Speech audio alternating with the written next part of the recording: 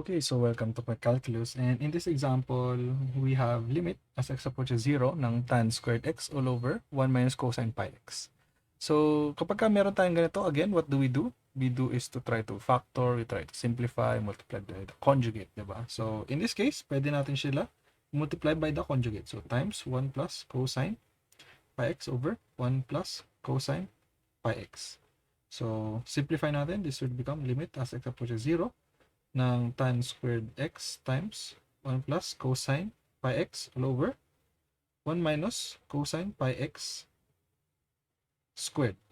Okay? And 1 minus cosine pi x squared is just basically sine squared pi x. Tama? So this is tan squared x times 1 plus cosine pi x all over sine squared pi x. Okay? So now, we can rewrite this as limit x approaches 0, tan squared x, 1 plus cosine pi x all over sine pi x squared. Okay? So, ngayon, gamitin natin yung idea natin of special trigonometric limits and what can we multiply. No? So, we have sine squared pi x dito. So, multiply tayo by pi x squared over pi x squared. And then, we can also multiply by x squared para sa tangent. Okay?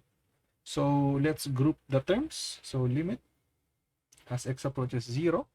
Labas natin yung 1 plus cosine pi x. So, 1 plus cosine pi x. Tapos, pagsamahin na natin yung sine pi.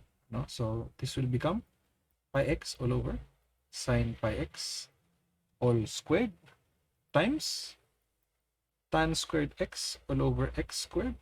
Tama? Tapos, yung natitira natin na x squared tsaka pi x squared. Okay? So, we can now try and evaluate the limit. So, limit as x approaches 0 ng pi x over sine pi x, this is just equal to 1 squared. Tama? Then, sa tangent squared x all over x squared, this is again just equal to 1. Tama? And then, eto magka-cancel yung x squared. So, this is become 1 over pi squared times 1 plus cosine 0. So, cosine 0 is just 1. No? So, this is limit as x approaches 0. So, limit as x approaches 0, this is 1 plus 1. So, this is 2 times 1 times 1 times 1 over pi squared.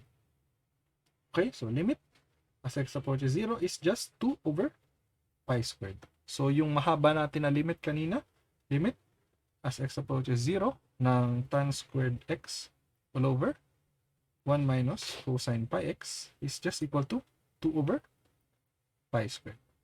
Okay? So that is how we use special trigonometric limits to simplify and get the limits of trigonometric functions. Okay? So see you in the next videos.